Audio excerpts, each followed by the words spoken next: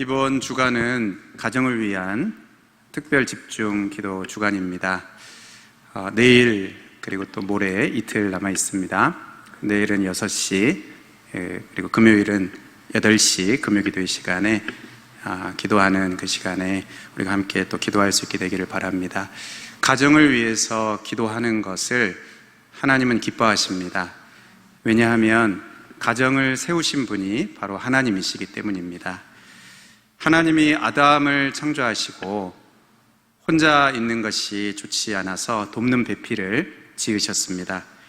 아담의 갈빗대 하나로 여자를 만드시고 그를 이제 아담에게로 이끌어 오셨습니다. 가정을 세우신 것이죠. 이때 아담이 참 멋진 그 사랑의 고백을 합니다. 이는 내 뼈 중에 뼈요 살 중에 살이로다. 여러분, 우리 가정에서 이런 사랑의 고백을 많이 하십니까? 부부간에 뿐만 아니라 또 부모와 자식 간에도 또 형제 자매 사이에도 이런 감사에 또 칭찬하는, 인정하는, 고맙다, 또 이거 참 맛있다, 당신이 있어서 참 좋다, 이런 감사의 말, 또 인정의 말, 이것들을 이렇게 많이 하십니까? 우리가 서로를 귀하게 여기고 또 서로를 축복하는 그러한 말들을 많이 하고 있습니까? 원래 하나님께서 가정을 세우실 때 이 관계 속에서 기대하신 모습이 하나의 요 샘플로 이렇게 딱 나온 겁니다. 이는 내 뼈 중에 뼈요 살 중에 살이다. 요 하나의 딱 그 샘플로 딱 보여주시면서 그 가족 간에서 어떤 그 말을 하고 또 어떤 관계를 가져야 되는지 보여주시는 것입니다. 신약 에베소서에 보면 하나님이 기뻐하시는 그 가정의 그 가족 간의 모습을 말씀하십니다. 그리스도를 경외함으로 피차 복종하라. 그러니까 상대방이 어떻든지 좀 부족함이 있고 또 여러 가지 성격이 맞지 않고 그렇다 하더라도 그리스도를 경외함으로 피차 간에 서로 이렇게 복종하라. 또 아내들에게는 남편에게 죽게 하듯 하라. 또 남편들에게는 아내 사랑하기를 그리스도께서 교회를 위해서 자기 자신을 주심같이 생명을 주심같이 그렇게 사랑해라. 또 자녀들에게는 부모의 그 말씀에 순종해라. 또 아비들에게는 너희 자녀를 노엽게 하지 말고 주의 교양과 훈계로 그렇게 주의 교훈과 훈계로 양육하라. 그렇게 말씀하셨습니다. 이 귀한 모습, 이런 이 아름다운 모습, 우리 성도님들의 가정이 이런 가정이 되시기를 주님의 이름으로 축복합니다. 우리는 이렇게 가장 가깝고 또 친밀한 그런 사이에서 늘 이렇게 보고 만나는 그런 사이에서 너무나 이런 것들을 이렇게 당연하게 여기고 그냥 그렇게 그냥 이렇게 당연하게 생각하는, 그래서 잘 이렇게 표현하지 못하는 그런 모습들이 참 많이 있습니다. 사랑을 잘 표현하지 못하고 감사를 잘 표현하지 못하고 당연한 거지, 또 가족 간에 그런 것들을 이렇게 표현해야 되나, 또 말로 이렇게 해야 그것을 표현하는 건가, 잘 표현하지 못하는 경우들이 많이 있습니다. 여러분, 오늘 이제 집에 가셔서 꼭 한번 이렇게 하시기 바랍니다. 내 뼈 중에 뼈요, 눈을 마주 보시고 내 뼈 중에 뼈요 살 중에 살입니다. 부부간에도 또 자식에게도 이렇게 감사하고 인정하는, 잘못 먹었냐 이렇게 반응하지 마시고 또 그걸 잘 받아주고 또 그렇게 화답하고, 이런 그 관계를 하나님께서 기뻐하십니다. 우리가 고백만 그렇게 하는 게 아니고 구체적으로 또 필요를 채우고, 왜냐하면 이게 돕는 배필이라고 그렇게 말씀하셨으니까 구체적으로 돕고 또 섬기는 그러한 관계가 되기를 원하십니다. 우리가 마땅히 그렇게 해야 하지만 실제로 그렇게 하지 못하는 경우들이 참 많습니다. 그것은 우리가 쑥스럽고 또 잘 표현하지 못하는 성격이고 민망하고 그래서라기보다는, 그렇게 잘하지 못하는 것은 사실은 우리들이 죄인이기 때문에 그렇습니다. 에덴 동산에서 이 여자가 뱀의 유혹을 받아서 하나님이 금하신 선악을 알게 하는 나무의 열매를 먹고 또 그것을 남편에게도 이렇게 주어서 먹게 함으로 하나님께 불순종하는 그러한 죄를 범하게 됩니다. 그러자 죄인의 마음에 가졌던 이 감사의 마음이 사라지고 원망하는 그러한 마음으로 돌변하게 됩니다. 창세기 3장 12절에 아담이 이르되 하나님이 주셔서 나와 함께 있게 하신 여자 그가 그 나무 열매를 내게 주므로 내가 먹었나이다. 이 아담이 한 대답인데요, 하나님의 그 질문에 내가 먹지 말라고 그만 그 나무 열매를 내가 먹었냐 하는 이 하나님의 질문에 아담이 한 대답입니다. 사실은 이 고백 가운데 맨 끝에만 있으면 됩니다. 내가 먹었습니다. 제가 먹었습니다. 이것만 이제 잘못을 시인하고 인정하고 회개하고 하면 되는데 앞에 이렇게 달린 말들이 많아요. 하나님이 주셔서 나와 함께 있게 하신 여자 그가 그 나무 열매를 내게 주므로 내가 먹었나이다. 달린 말들이 많습니다. 아내가 줘서 먹었다는 겁니다. 내게 주니까 내가 먹었다. 결국 아내를 탓합니다. 그리고 이 대답 속에는 하나님도 하나님 탓을 합니다. 하나님이 주셔서 나와 함께 있게 하신 그 여자입니다. 그러니까 하나님 탓도 하는, 그러니까 감사는 온데간데 없고 하나님께 대한 원망과 비난 또 그 상대방을 향한 그러한 비난들이 그 말 속에 담겨 있습니다. 여러분, 우리가 남편 탓을 하고 또 아내 탓을 하고 부모 탓을 하고 자식 탓을 하고 이렇게 남 탓을 하는 것은 사실은 그것이 죄인의 모습입니다. 창세기 3장 17절에 아담에게 이르되 내가 내 아내의 말을 듣고 내가 내게 먹지 말라 한 나무의 열매를 먹었은즉, 이 하나님 말씀인데 너가 잘못했다 이렇게 하나님 말씀하십니다. 너가 이 아내의 말을 듣고 내가 먹지 말라는 걸 먹었다. 그러니까 너가 잘못했다. 누구의 잘못이 아니고 이것은 너의 잘못이다. 너가 불순종한 것이다. 이렇게 하나님께서 책망하시는데 이게 남 탓을 하는 것이죠. 여러분, 우리가 이러한 그 다툼, 부부싸움 이런 게 왜 일어납니까? 내 잘못은 안 보이고 상대방의 잘못만 이렇게 크게 보이고 나는 잘못한 것이 없고 전부 다 당신이 원인을 제공한 거고 나는 피해자고 당신 때문이고 이러니까 싸움이 일어나게 됩니다. 에베소서 4장 2절에 하나님이 기대하시는 관계가 어떤 관계입니까? 모든 겸손과 온유로 하고 오래 참음으로 사랑 가운데서 서로 용납하고. 사실 서로가 내 잘못을 먼저 인정하고 또 서로 용납하고 서로 품으면 갈등이 조금 있어도 그것이 봉합되고 또 해결되고 문제가 해결됩니다. 그러나 서로 남 탓을 하고 너 때문이다 이렇게 하고 책임을 전가하면, 그리고 심지어 하나님마저도 원망하게 될 때에 그 갈등은 해결되지 않고 더 깊어지고 상처만 깊게 남게 됩니다. 이 죄를 범한 아담의 가정은 상처투성이 가정이 됩니다. 에덴 동산에서 쫓겨납니다. 사는 게 힘들어졌습니다. 아담은 어떻습니까? 얼굴에 땀을 흘려야, 그리고 평생 수고하여야 먹고 살 수 있게 되었습니다. 아내 하와는 임신하는 고통이 크게 더해지고 수고하고 자식을 낳을 수 있습니다. 이 수고하는 것이 이렇게 덧붙여졌습니다. 자녀를 주셨는데 이 자녀가 화목하지를 못합니다. 다툽니다. 가인과 아벨 사이에 화목하지 못하고 시기하고 분노하고 갈등하다가 결국 이 형 가인의 손에 아벨이 죽습니다. 부모는 자식이 먼저 죽으면 그 자식을 가슴에 품는다고 합니다. 이 아벨, 여호와께서 받으시는 그 제사를 드렸던 아벨, 하나님이 기뻐하시는 그 자녀인 이 아벨, 아마 부모의 마음에도 기쁨이고 또 자랑이고 감사의 제목이고 이 죄로 무너진 가정을 회복시킬, 다시 일으킬 유일한 소망이고 또 기대였을 것입니다. 그랬던 이 아들 아벨의 죽음은 부모에게는 정말 억장이 무너지는 것 같은 그런 깊은 상처가 남았을 것입니다.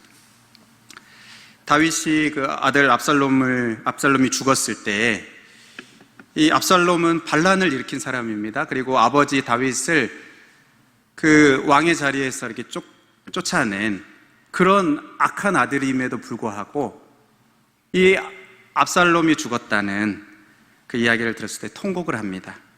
내 아들 압살롬아, 내 아들 압살롬아, 차라리 내가 너를 대신하여 죽었다면 압살롬 내 아들아, 내 아들아. 이 내 아들이라는 말을 5번이나 반복하면서 이 자식의 먼저 죽은 그 고통을, 그 슬픔을 이렇게 표현하는데, 아마 이 아담과 하와의 이 마음의 고통과 슬픔은 아마 이보다 더 했을 것입니다. 아벨이 죽고, 그리고 가인이 더군다나 회개할 줄 모르고 점점 더 하나님을 멀리 떠납니다. 창세기 4장 16절에 가인이 여호와 앞을 떠나서 에덴 동쪽 노 땅에 거주하더니, 너무 밉지만 그래도 이제 자식이지 않습니까? 그리고 또 큰아들이고, 이가 회개하고 하나님께 돌아오고 신앙을 회복하면 너무너무 좋겠는데 점점 더 하나님에게서 멀어집니다. 여호와 앞을 떠납니다. 가인이 자기도 이제 아들을 낳고 성을 쌓습니다. 성을 쌓는 게 크게 문제가 되는가, 잘못하는 건가 싶지만 여호와 앞을 떠나서 이 성을 쌓는다는 것, 이것은 이제는 하나님과 상관없이 살겠습니다 하는 선언과 같은 것입니다. 이제 내가 교회 안 가겠습니다 하는 것과 같은 것입니다. 나 스스로 살고 내 힘으로 살고 내가 나 스스로를 보호하고 내 삶은 내가 지키고 내 마음대로 살겠다 하는 그런 의지의 표현이고 또 선언과 같습니다. 이렇게 불신앙적인 태도로 살아가는 가인의 후손 중에 우리가 4장에 보면 라멕이라는 그런 사람이 있는데, 그는 성경에서 처음으로 2 아내를 가지는 그런 사람으로 소개가 됩니다. 또 살인자로 우리가 오늘 읽은 본문 바로 앞에 표현이 됩니다. 소개가 되고 있습니다. 이처럼 이 가인의 후손, 세상적으로는 성공하고 또 부유하고, 또 우리가 그 앞에 이렇게 본문을 보면 많이 이렇게 발달합니다. 문명이 발달하고 또 예술을 발달시키는 그런 자들로, 이 세상에서는 인정을 받는 자들로 그렇게 자라지만 신앙적으로는 하나님과 상관없는, 하나님에게서 멀리 떠난 그러한 사람으로 살아가게 됩니다. 아마 이 부모의 마음 가운데 이렇게 세상에서 잘 살고 또 부유하고 이런 것이 감사하기는 하지만 하나님에게서 멀리 떠나 있는 모습들, 그리고 하나님 없이 살아가려고 하는 그런 모습들이 그 마음에 심한 고통이 되고 또 아픔이 되고 상처가 되었을 것입니다. 여러분이 아담과 하와가 자기의 가정을 생각할 때마다 그 마음이 얼마나 참 고통이 되고 근심이 되겠습니까? 과연 이 상처투성이인 가정이 회복이 될 수 있겠습니까? 오늘 우리가 읽은 성경 본문에 말씀합니다. 아담이 다시 자기 아내와 동침하매 그가 아들을 낳아 그 이름을 셋이라 하였으니 이는 하나님이 내게 가인이 죽인 아벨 대신에 다른 씨를 주셨다 함이며 셋 또 아들을 낳고 그의 이름을 에노스라 하였으며 그때에 사람들이 비로소 여호와의 이름을 불렀더라. 여러분, 하나님께서 이 죽은 아벨을 대신하는 아들을 이 가정에 다시 주셨습니다. 그 이름이 이제 셋입니다. 그리고 이 셋도 아들을 낳게 되는데 그 이름이 이제 에노스. 이때에 사람들이 비로소 여호와의 이름을 부르게 되는 그러한 일이 있게 됩니다. 하나님이 받으시는 제사를 드렸던 그 아벨은 이미 죽어서 이 가정이 없지만 그처럼 여호와를 경외하는, 여호와의 이름을 부르는 그 경건한 가문이 다시 일어나게 하신 것입니다. 그리고 바로 이 셋의 후손을 통해서 우리 구원자 예수 그리스도께서 이 땅에 이제 오시게 되는, 육신을 입고 오시게 되는 그러한 일이 있게 됩니다. 사랑하는 여러분, 하나님은 이 상처투성이 가정이라도 다시 회복시키실 수 있습니다. 우리가 잘 아는 삼손을 보면 그가 여인에게 빠져서 이러한 자기 힘의 비밀을 다 이렇게 누설하고 머리가 밀려서 하나님의 능력이 다 떠나버리는, 그래서 더 이상 사사로서 쓸모없는 그러한 비참한 신세가 되었는데, 그러나 그게 끝이 아니었습니다. 사사기 16장 22절에 보면 그의 머리털이 밀린 후에 다시 자라기 시작하니라. 하나님이 다시 그의 머리털이 자라게 하셨습니다. 우리가 잘 아는 이 룻과 나오미의 가정, 풍족한 상태로 베들레헴을 떠나서 모압 땅으로 거기 가서 살다가 나중에 돌아올 때는 빈털터리가 돼서 돌아왔습니다. 남편도 죽고 두 아들도 죽고 무슨 소망이 남아있겠습니까? 오죽하면 이 나오미 이름이 기쁨인데요, 희락. 근데 그렇게 부르지 말라, 마라라고 부르라, 괴로움이라고 부르라고 할 정도로 아무런 이제 소망이 없는 그런 상태가 되었습니다. 하지만 하나님은 그 가정의 슬픔을 책임질 사람을 남겨두셨습니다. 그리고 그 가정을 다시 회복시켜 주셨습니다. 이 룻에게 아들을 주시고 나오미가 다시 그 아기를 품에 품을 수 있도록, 대가 끊긴 것 같은 그 가정에, 그 가문에 다시 아기를 품에 품을 수 있는, 그리고 그 가정에 끊겼던 찬송 소리가 다시 들리게 하시는 그러한 일을 하셨습니다. 우리가 잘 아는 욥의 가정은 어떻습니까? 갑작스럽게 찾아온 그 재난으로 다 잃었습니다. 재산도 잃고 자녀들도 잃고 자기의 건강까지도 잃었던 그 욥이지만 그 가운데 욥이 인내하였고 또 마침내 하나님께서 주신 그 복된 결말이 있었습니다. 욥의 말년에 여호와께서 처음보다 갑절에 그러한 복을 주셔서 재산도 또 자녀도 건강도 다시 다 회복할 수 있게 하셨습니다. 사랑하는 여러분, 하나님은 다시 회복시키시는 데 있어서 전문가이십니다. 우리가 어떤 제품이 있으면 이것이 이렇게 망가지고 고장나고 이렇게 되면 그것을 다시 원상복구할 수 있는, 누가 그렇게 할 수 있습니까? 그것을 만든 사람이 할 수 있습니다. 하나님은 우리를 지으신 분이시고 가정을 세우신 분이시기에, 또 우리를 누구보다도 속속들이 잘 아시는 분이시기에 우리를 다시 고치시고 또 우리의 가정을 다시 회복시키시고 다시 새롭게 하실 수 있는 그러한 우리 하나님이신 것을 믿으시기 바랍니다. 스가랴 1장 16절에 그러므로 여호와가 이처럼 말하노라, 내가 불쌍히 여김으로 예루살렘에 돌아왔은즉 내 집이 그 가운데 건축되리니 예루살렘 위에 먹줄이 쳐지리라. 만군의 여호와의 말이니라. 17절 그가 다시 외쳐 이르기를 만군의 여호와의 말씀에 나의 성읍들이 넘치도록 다시 풍부할 것이라. 여호와가 다시 시온을 위로하며 다시 예루살렘을 택하리라 하라 하니라. 이 스가랴서 이 바벨론 포로 이후에 다시 성전이 재건되고 또 예루살렘의 그 회복에 대한 그러한 말씀을 주는 말씀인데요, 여기 예루살렘을 위해 먹줄이 쳐지리라. 예루살렘 위에 먹줄이 쳐지리라. 이 먹줄이 뭡니까? 이게 건축할 때 목수분들이 이렇게 줄을, 그렇죠, 집을 지을 때 이렇게 줄을 긋는, 줄을 이렇게 튕기는 그런 도구입니다. 줄을 표시하는 도구입니다. 하나님께서 무너진 그 성전, 하나님 그것을 다시 지으시고 또 황폐한 성읍을 다시 건축한다 하시는 그 말씀입니다. 이 회복에 대한 하나님의 그 의지가 얼마나 확고한가 하면, 얼마나 그것이 하나님께 확고한 의지인가 하면, 이 17절에 다시라는 그 표현을 4번이나 반복해 하십니다.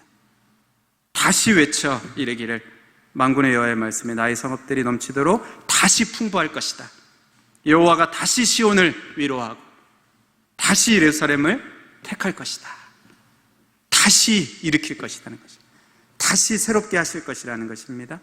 다시 위로할 것이다. 그렇게 하나님께서 소망을 주고 있습니다.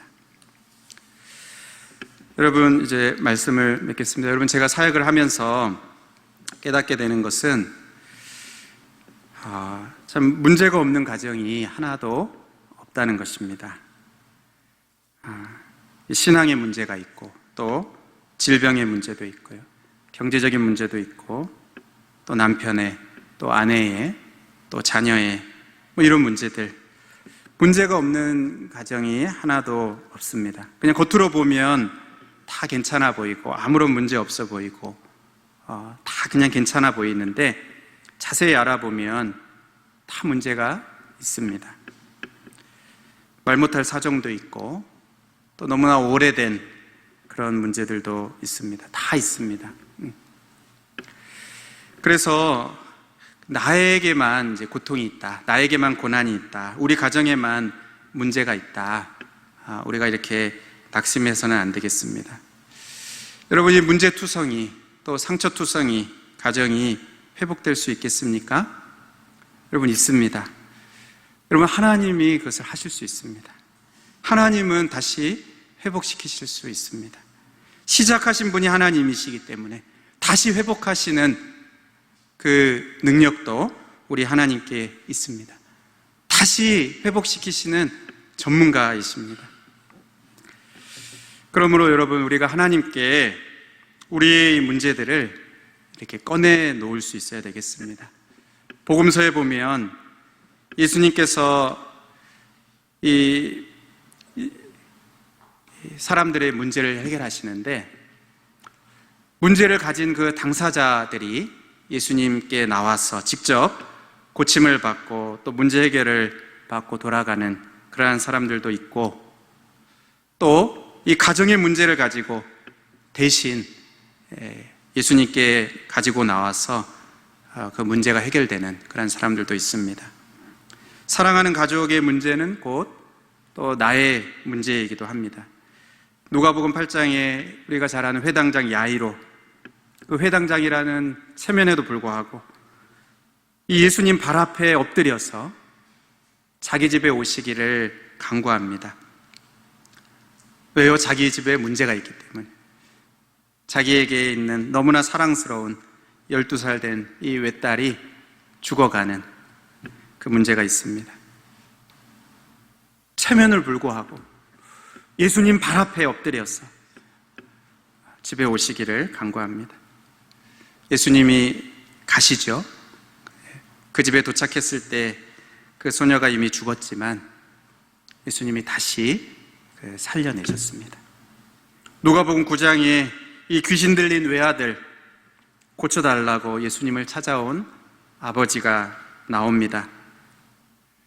이미 예수님이 지금 없는 그 당시, 이제 예수님 오시기 전에 남아있던 제자들이 한번 실패했습니다. 그래도 포기할 수가 없어요. 나중에 이제 예수님이 오시는 것을 보고 예수님께 소리 질러서 외칩니다. 내 아들을 돌봐주십시오. 내 아들을 돌봐주십시오. 소리 질러서 외칩니다. 예수님이 귀신을 꾸짖어서 쫓아내시고 아들을 고치셔서 아버지에게 이렇게 도로 주셨습니다. 여러분, 누가복음 7장의 이 나인성 과부의 경우는 정말 절망적인 상황입니다. 어머니는 과부고요, 죽은 아들은 이 어머니의 독자입니다. 과부의 독자가 죽었습니다. 이제 아무 소망이 없는 겁니다. 모든 소망이 다 끊긴 것입니다. 이 절망이 얼마나 크면 예수님께 나오지도 못합니다. 여러분, 슬픔이 너무너무 크면 예수님이 이렇게 곁에 계셔도 예수님을 부르고 또 예수님께 나오지도 못하는, 그럴 수도 있는 것 같아요. 너무 큰 그 절망. 하지만 예수님께서 그 과부를 보시고 불쌍히 여기시면서 울지 말라 이렇게 하시고 가까이 가셔서 그 죽음의 관에 손을 대셨습니다. 일어나라 이렇게 하심에 죽었던 자가 다시 일어나게 되었습니다.